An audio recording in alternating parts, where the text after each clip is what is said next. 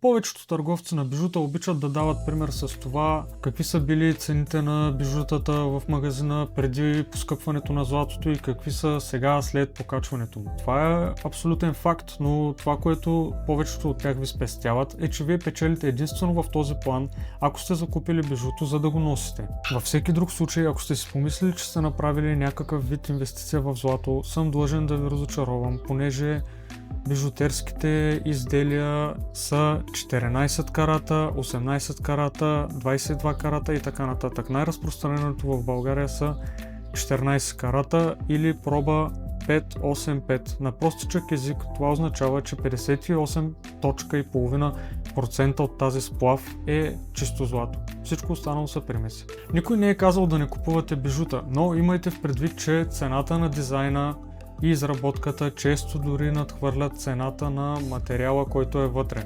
Отделно от това, търговците на бижута са длъжни да начислят ДДС, което допълнително ще ги оскъпи. В заключение, бижутата са красиви украшения, които да носите на поводи, събития, да им се радвате, но в никакъв случай не са финансов актив.